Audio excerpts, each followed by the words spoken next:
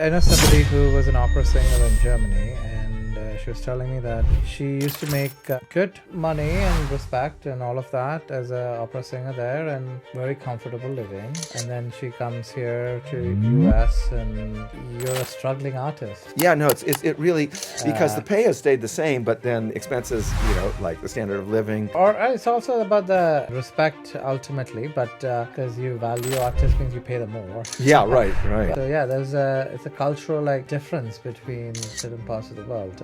I think a deterioration of the potential in America for the artist, unfortunately. Gotta be there. I'm losing my cool.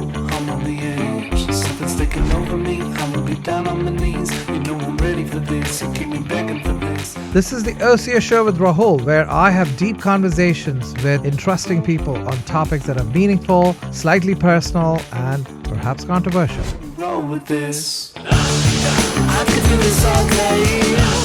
I can do this all day. Back up, I'ma run this town. I'm headed for the top and you know it's going down.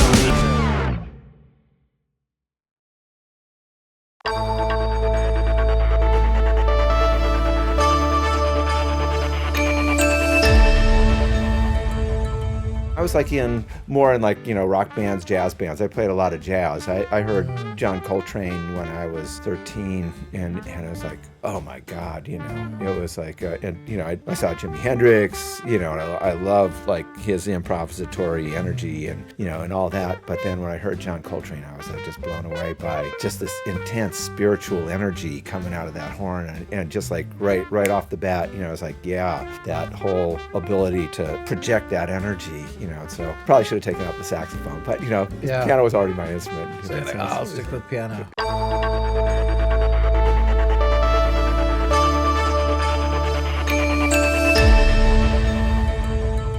She was gay, and we played at this bar that this new woman had come to town, and she had purchased this motorcycle bar. And Pat was a tough gal, and she was from Jersey, and these bikers were not crazy about the fact that there was a jazz band, and we were really energetic. I mean, I think we were playing the song Another Star by Stevie Wonder, and Loretta was just killing this song, she was just killing it. And we look over, and there's this big motorcycle dude taking a swing at Pat. And so Pat ducks out of the way, grabs him by the belt of his pants, and rams his crotch into the corner of a pinball machine. And we just all stopped playing. And she's like, anybody else want to try it?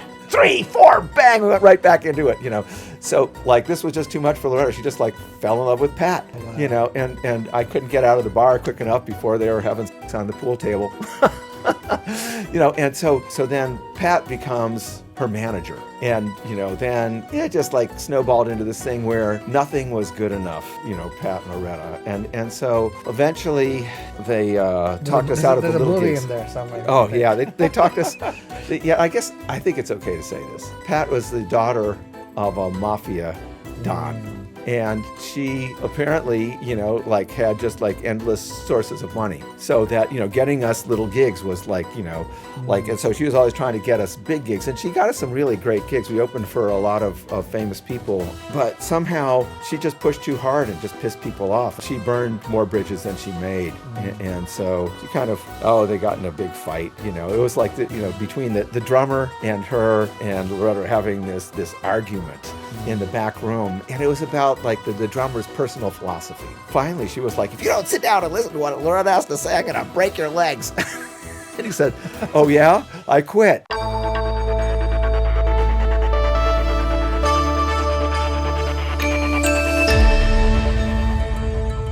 At that time, it was so hard to make a living as an artist. You could, I had a friend, he played 5 nights a week, he drove a cab, and then he went to Florida in the winter to make some more money so he could afford to stay in New York. Is it because there's less gigs, or there's more people competing for the same number of gigs? There's tons of gigs, way, more people. Yeah, I walked into a bar, and a guy was playing the piano, and I made a couple requests. He says, oh, you're a jazz musician.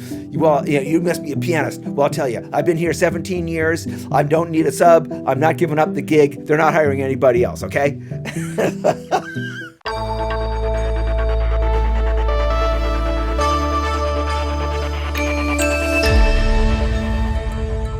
So are there certain kind of person that makes a good musician? That's a really good question. And I've been like looking at this. There's different kinds of musicians. Obviously. But there's one type who's like a really great reader, a really great orchestral player, maybe very expressive, very perfect, not necessarily as inclined to be a composer rather, but like a really incredible ensemble and maybe solo player and like classical world. Then you have somebody like Bob Dylan, and people say, he can't sing, but Rolling Stone called him the best singer of the 20th century because of the way that he told a story. There's a storytelling musician, and you've got somebody like I mentioned, like John Coltrane, who's, certainly technically advanced, but really his thing is that ability to improvise with a depth of emotion and spiritual energy.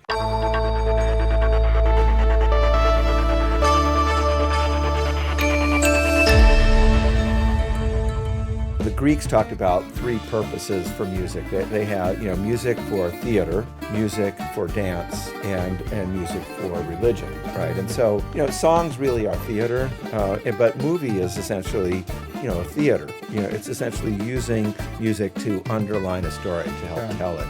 And in some ways, I think that connection, of supporting a deeper story with music, with the unspoken elements of it is actually something that really I really identify with, and that kind of spills over, in the spectrum of sound effects and also just the quality of voice, the quality of sound. And so these are all things that I really resonated with.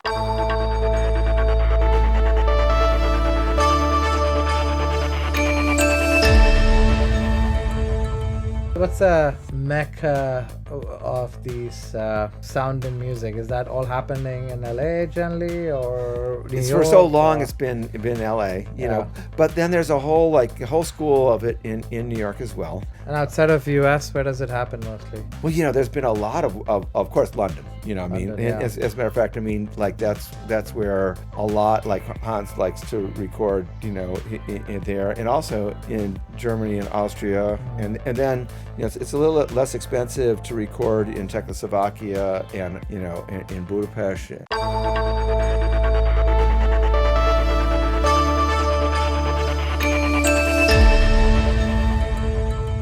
Created sounds for the Da Vinci surgical robot, 500 sounds. You wouldn't even think of the fact that, you're going into this operation, and when it goes, it means something very specific to that surgeon because he's put his foot in the right place over the proper pedal. And when he steps on it, depending on which position it's engaged in, it makes a different sound that's correlated to how hard he's pushing on it. Do they dictate what the sound should be, or do you tell them what that sound should be? Mike Kanishek was the user interface designer, just phenomenal. So that his idea was incredible, and so he had a very specific idea. Just about every sound had to be short, had to be distinct. It had to be no more than absolutely necessary to be identified. And he told me an amazing story. And that he said, Tom, when I went to Japan, I was booked in a beautiful hotel. And when I got to this beautiful hotel, they told me that they were overbooked. But in less than a minute, I was happy that they had overbooked because they had explained it so beautifully and had made other arrangements for me. So that's what I want the Da Vinci to sound like. It's like, okay, that makes sense to me. So if there's a problem, it's like it lets you know. I mean, there's a lot of sounds that are not problems, and there's a lot of sounds that hopefully nobody ever hears, that would tell you very specifically when something were out of alignment or what have you. And that hum sound, I worked on that one for quite a while. And in the end, I used part of his voice for that sound. It wasn't just his voice, but it was like that his, that's actually, like a little bit of Mike in there.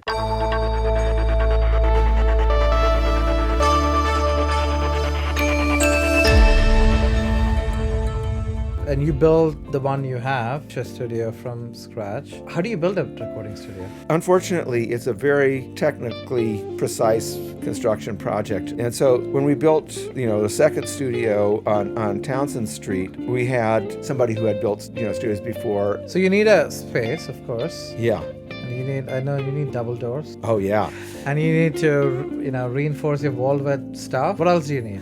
Well, the thing is geometry. A lot of it's geometry. I mean, this is a box within a box. So it's resting on certain rubber pucks, like they're like these little rubber things. They cost $10 a piece, and there are certain calibration, and you've got your other ones around the wall holding the weight. And so the box is floating in space and hopefully not connected to anything in the building. I mean, unfortunately, you've got your air conditioning and all kinds of stuff like that. So that's the isolation factor. But the other factor is the geometry and the conditioning of the surfaces. And so you don't want a room to be too dead, and you don't want things to bounce around too much. And so there's certain, like we have a Dolby Atmos compliant mixing stage where we mix our films. And there's certain geometry, the angles of the walls, the amount of sound absorption versus reflection, the certain size, so that, they have a minimum size, of what will sound like equivalent to being in a larger theater. And so that, you do all that math and place everything right, and then you measure. But we had a blank canvas when we built our latest studio, and because it was just an empty floor, we were able to draw exactly what we wanted. Of course, there's pillars, and you have to work around the pillars.